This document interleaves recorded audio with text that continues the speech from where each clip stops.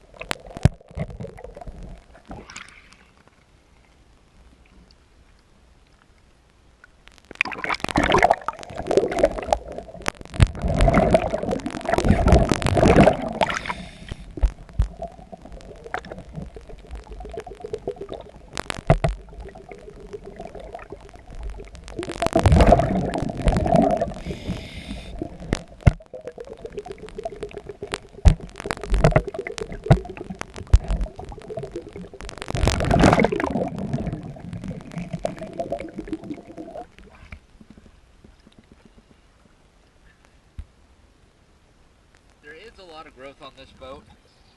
I am not sure if all of it's going to come off easy, but when you saw me, I did scrape some and it came off really easy on the hull.